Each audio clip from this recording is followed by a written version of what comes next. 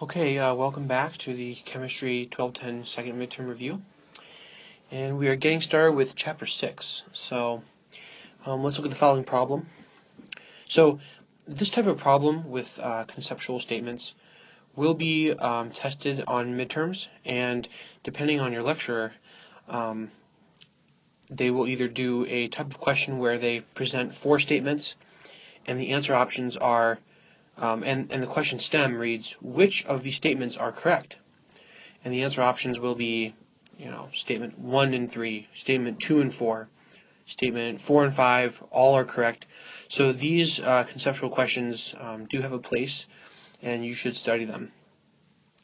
Okay. So the first statement, so read the following statements and determine whether or not they are false.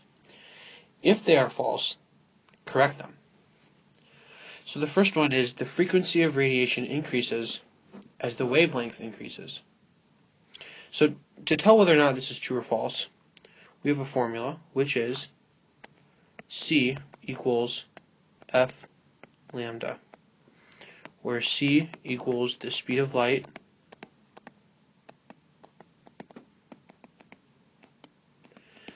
which is 3.0 times 10 to the 8th meters per second. F is, of course, frequency.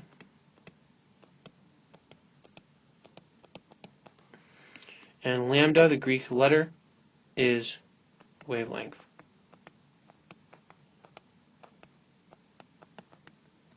Okay, so we just have to set this up and look at the how the equation works. So if we increase frequency, so C equals F lambda.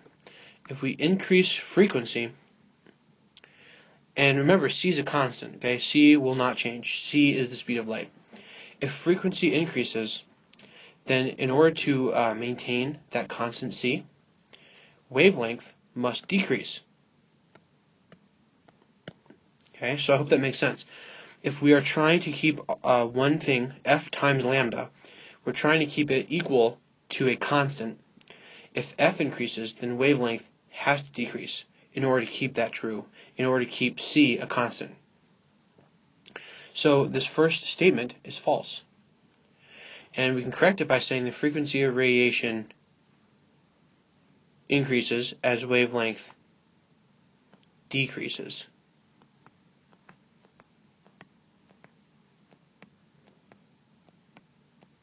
Okay? All right. Statement B. Electromagnetic radiation travels through a vacuum at constant speed regardless of wavelength. Okay, so thinking about this, they're asking about the speed of EM radiation, electromagnetic radiation. So this is just a factual thing that you should be aware of, and the answer is true. It doesn't matter what wavelength you are looking at. You could do red light, white light, green light, laser light, infrared light. Whatever radiation you have will travel through vacuum at a constant speed. It doesn't matter the wavelength. Okay. So remember that when you have a wave, remember that the wavelength, so let's see, we have a wave. So here's our baseline. So, okay, here's our wave. Okay. Remember that the wavelength is the distance from crest to crest, or trough to trough. That's a wavelength right there. So it's how long the wave is. And remember that frequency is how many repetitions per unit time. Okay, so a wave that looks like this, okay, compared to a wave that looks like this wave is going to have a higher frequency. But it doesn't matter what frequency or what wavelength we're talking about. the radiation travels through a vacuum at a constant speed in order to keep that equality true. Okay. Next question, infrared light has higher frequencies than visible light. So you need to look in your book and look up the electromagnetic spectrum. And this is a chart that shows, it's a kind of, looks like a rainbow. And the colors are in order. We have a certain saying, it's called Roy G. Biv. Okay? Red, orange, yellow, green, blue, indigo,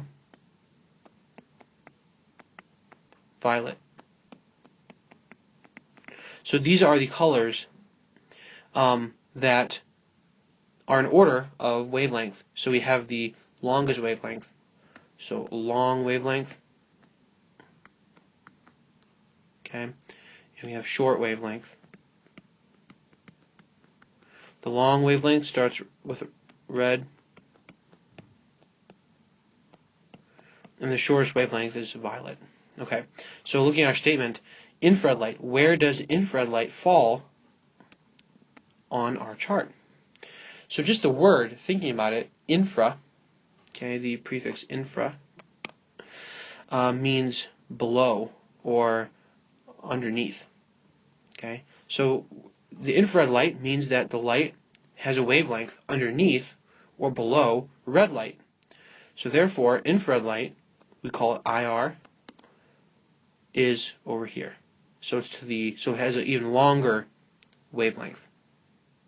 Okay. And going back to our equation C equals F lambda above, if we have this is the visible light. If we have a very, very long wavelength, okay, a very large wavelength, then we're going to have a small frequency in order to maintain that constant ratio. So this statement is false. Infrared light is going to have lower frequencies than visible light because it has a longer wavelength. So higher wavelength, lower frequencies. Okay? So long wavelength equals low frequency. Short wavelength equals high frequency. Okay. And the last statement, the glow from a fireplace, the energy within a microwave oven, and a car horn are all forms of electromagnetic radiation. Okay. So let's think about all the types of electromagnetic radiation we have. We have microwaves, gamma rays, radio waves, X-rays. Okay, these are all forms of electromagnetic radiation. So the glow from a fireplace, well, that would be light, and that would also be infrared. So the glow from a fireplace, this would be infrared. Okay. The energy within a microwave oven. So we just got done saying that microwaves are also electromagnetic radiation. Now a car horn, that's different because a car horn is considered a sound wave. So sound waves, electromagnetic radiation, EM,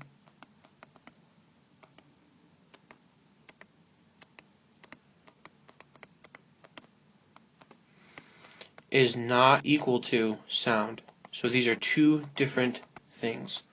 Sound waves and electromagnetic radiation are different. So to correct this, we need to cross out car horn because that is not a form of electromagnetic radiation. The wave types are different. Electromagnetic radiation are called transverse waves, and sound waves are considered longitudinal. So there are different types of waves. You don't need to worry about that for chemistry, but know that there are different types.